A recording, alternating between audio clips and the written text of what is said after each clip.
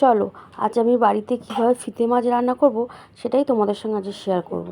তো আমরা এটাকে ফিতে মাছ বলি, তো তোমরা কে কী নামে বলো সেটা কমেন্টে জানি। তো প্রথমে মাছটাকে ভেজে নিলাম, ভেজে নেওয়ার পরে কড়াই একটু কালো জিরে ফোড়ন দিয়ে তার মধ্যে পেঁয়াজ আর আলুটা দিয়ে দিলাম। পেঁয়াজ আলুটাকে আমি একসঙ্গেই ভালো করে ভেজে নিলাম।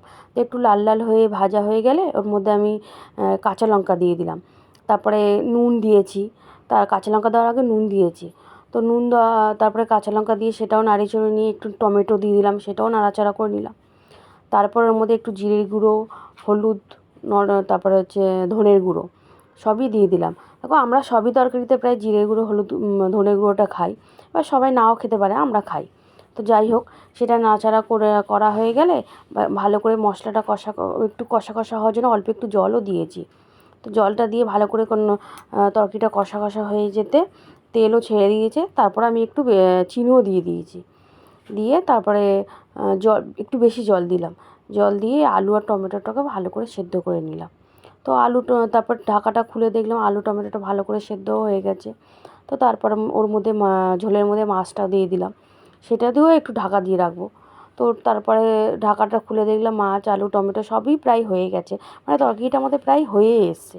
তো তার মধ্যে আমি দুটো আমশি দিয়ে দিলাম। আমশিটা দিলে কি একটু টকটা ভালো হয়, আর এই তরকারি নদীর যে কোনো মাছ না একটু টক মিষ্টি খেতেই ভালো লাগে। তো তারপরে হচ্ছে কি যে ওইটা দিয়ে দিলাম, তারপরে একটু ধনেপাতা দিয়ে দিলাম। তো ধনেপাতা দিয়ে একটু নাড়াচাড়া করে ঢাকা দিয়ে রাখলাম যাতে ধনেপাতার গন্ধটা পুরো তরকারিটার মধ্যে মিশে যায়। তো তারপরে আর কি হয়ে গেল, তরকারিটা প্রায় হয়ে গেছে।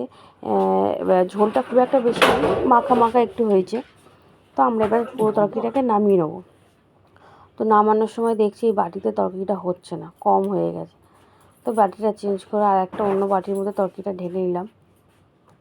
তো তারপরে তরকারিটা সত্যি খেতে খুব সুন্দর হয়েছে, দেখতে হয়তো অতটা ভালো হয়নি, গুঁড়ো লঙ্কা দিলে ভালো হতো, আমরা তো সব তরকারিতে গুঁড়ো লঙ্কা খাই না, ওই জন্য